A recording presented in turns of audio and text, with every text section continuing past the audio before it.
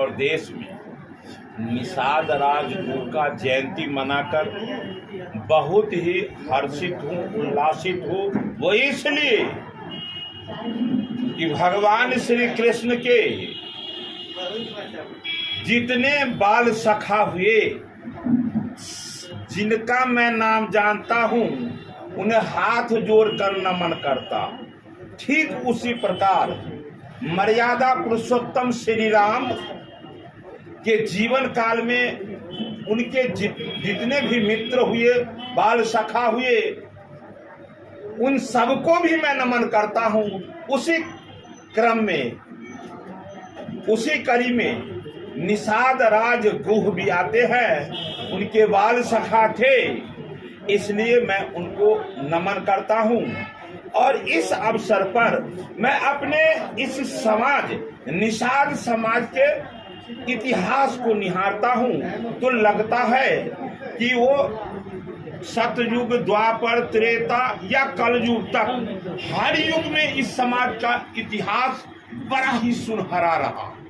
लेकिन इस वर्तमान समय में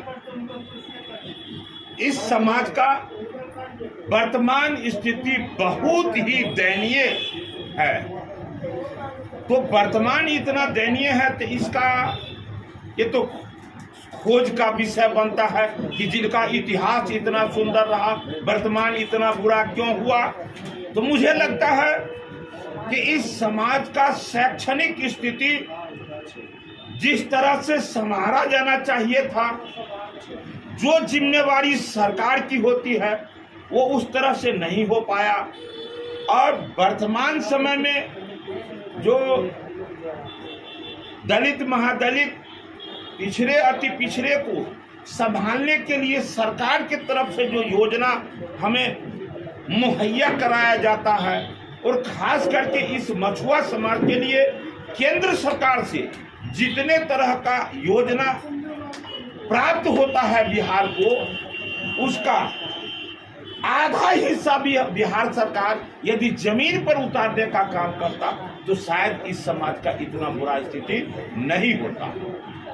वर्तमान समय में मैं देख रहा हूं, मैं अभी सदन में जितना प्रश्न उठाया हूं, मुझे लगता है कि शायद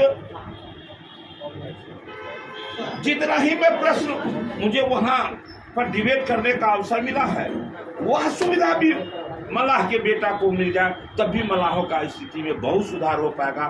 लेकिन वर्तमान समय में तो इस समाज से जुड़ा हुआ लगभग 80 से ज़्यादा प्रश्न मैं किया हूँ।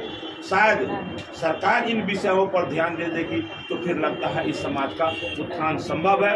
यदि एक इतना बड़ा समूह है कि जब तक सरकार नहीं चाहेगी, बिहार सरकार नहीं चाहेगी, तब तक इस समाज का विकास नहीं होगा। केवल केंद्र के योजना भेजने मात्र से विकास नहीं हो पाएगा, इसलिए कि केंद्र तो राशि भेजेंगे, उसको जमीन पर उतारने का काम बिहार सरकार का होता है। इसलिए बिहार सरकार से गुहार करते हैं कि इस समाज के उत्थान के लिए थोड़ा सा आप मुखातिब हो, इसको थोड़ा सा विकास करने के लिए इनकी योजना पर ध्यान दिया जाए। मैं सरकार से निरंतर गुहार कर रहा हूँ।